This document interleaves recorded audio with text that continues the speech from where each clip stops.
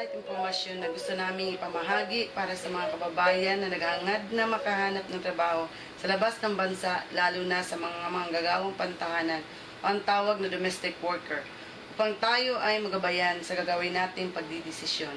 Ako ay si Balot ng Alliance of Progressive Labor Hong Kong at kasama ko dito si Sheila ng Progressive Labor Union of Domestic Workers in Hong Kong. Okay, simulan na natin, Sheila. Paano nga ba kung gusto kong mag-apply ng trabaho sa labas ng bansa, lalo na sa itong tinatawag nating domestic worker?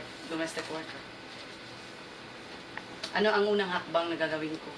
Ang unang hakbang na gagawin nyo pag pumunta kayo sa mga agencies, employment agencies, kailangan i-check nyo yung registration nila sa Philippine Overseas Employment Agency para maiwasan nyo ang mga illegal na employment agencies. Bakit kailangan ko pang maghanap ng agency samantalang may kamag-anak naman ako sa labas ng bansa, nagtrabaho sa Hong Kong, at pwede naman akong ihanap ng employer directly?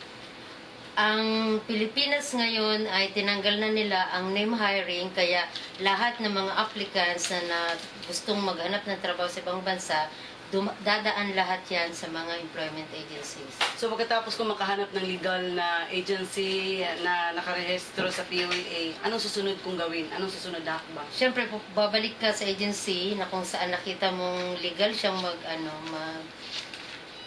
mag-ooperate. At doon, bibigyan ka nila ng mga information na kailangan, at saka mag-fill up ka na ng mga forms.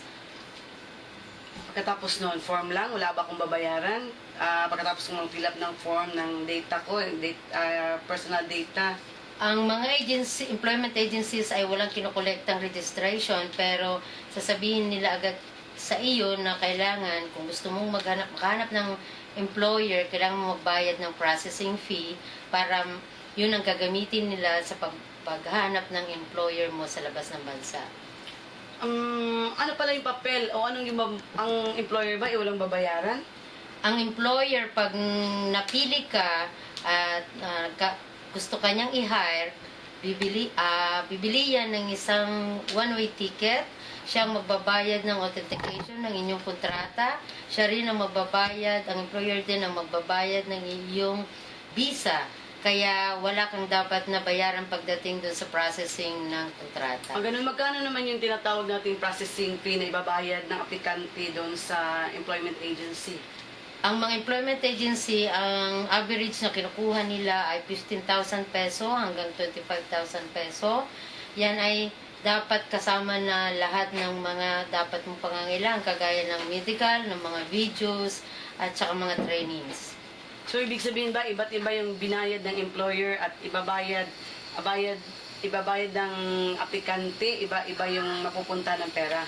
Oo, magkaiba yan. So, pagkatapos nun, pwede nang i-process yung dokumento ko?